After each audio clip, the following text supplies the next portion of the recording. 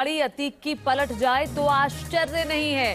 जी हाँ, ये बड़ा बयान बीजेपी सांसद की तरफ से दिया गया है और अतीक अहमद की गाड़ी पलट जाए तो आश्चर्य नहीं।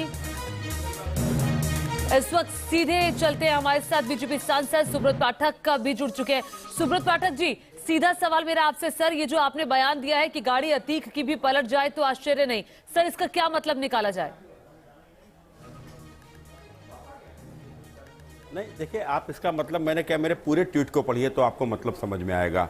मैंने कहा कि ये केवल हत्या, कोई साधारण हत्या नहीं है। ये उमेश पाल चूंकि उत्तर प्रदेश सरकार की सुरक्षा में था और उसकी सुरक्षा में उत्तर प्रदेश सरकार के सुरक्षा कर्मी भी लगे हुए थे और ये उसके बाद में उसकी हत्या कर देना, सुरक्षा कर्मियों की हत्या कर देना, उसके ऊपर हमला करना, तो मानो ये उत्तर प्रदेश सरकार के ऊपर हमला है।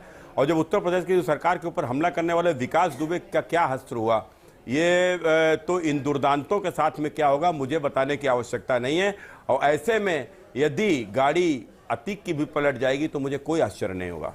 जी सर, लेकिन जब आप ये कहते हैं ना कि गाड़ी अतीक की भी पलट जाए तो उसके कई सारे मायने निकाले जाते हैं कि कहीं कुछ ऐसा होने तो नहीं वाला, क्या कोई साजिश तो नहीं है। पिछले दिनों जो घटनाएं घटी उसके बाद ये सवाल उठ रहे हैं, तो इसको क्यों ना ऐसे माना जाए और विपक्ष जिस तरह के अब सवाल इस पर उठाएगा वो दरअसल बहुत भारी पड़ जाएंगे फिर।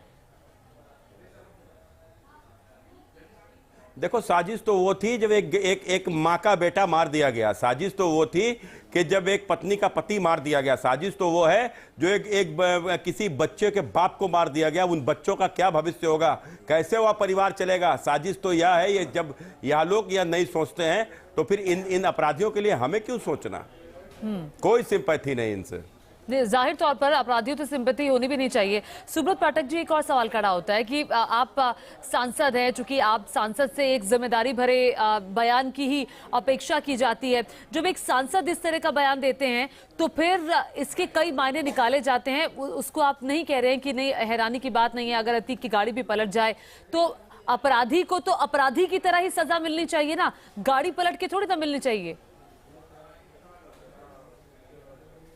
नहीं, मैंने क्या कहा, मेरा तो ये देखो, अब मैं सांसद हूँ, सांसद होने से पहले मैं आम नागरिक भी हूँ, सांसद होने से पहले मैं किसी माँ का बेटा भी हूँ, सांसद होने से पहले मैं किसी पत्नी का पति भी हूँ, सांसद होने से पहले मैं किसी बच्चों का बाप भी हूँ, तो मैं यह सब भी हूँ। तो मैं उस पीड़ा को समझ सकता हूँ कि यदि किसी माँ का बेटा मरा होगा, उस माँ को क्या दर्द होगा, उस पत्नी को क्या दर्द होगा जिसका पति मरा होगा, उन बच्चों को क्या दर्द होगा जब जिसका पिता मरा होगा, तो मैं उस दर्द को भी समझ सकता हूँ। तो जब यह लोग यह नहीं सोचते तो उसके बाद में हम लोग कैसे सोचेंगे। तो मैंने तो कहा कि जो कुछ भी होगा कानून के दायरे में होगा। ठीक है, बिल्कुल कानून के दायरे में होना भी चाहिए। अभी जो कार्रवाई की जा रही है, अभी हम जो प्रयागराज में बुलडोजर की कार्रवाई देख रहे हैं, अभी जिस तरह से सदाकत को भी गिरफ्तार किया गया उमेश पाल हत्याकांड को लेकर के, ये एक बड़ा सूबा है उत्तर प्रदेश। और जब उत्तर प्रदेश में दिन दहाड़े इस तरह की हत्या किसी की हो जाती है और वो भी एक ऐसा शख्स जो एकमात्र सबूत था या आप गवाह उसे कह सकते हैं, तो इस पूरी घटना को सर आप कैसे देखते हैं? नहीं तो अब आप ही ने बोला ना कि वो गवाह था इसीलिए उसकी हत्या की गई। तो क्यों की गई? क्योंकि लोग जानते हैं कि वो उसकी हत्या करने के बाद में आखिरी गवाह भी समाप्त हो जाएगा। अब आखिरी गवाह जब खत्म हो जाएगा तो उसके बाद में अतीक को हो सकता है फांसी हो जाती है, आजीवन हो जाती है, तो उससे बच जाएगा। तो जब उससे बचने के लिए वो किसी को मार देगा तो उसको क्या छोड़ दिया जाएगा?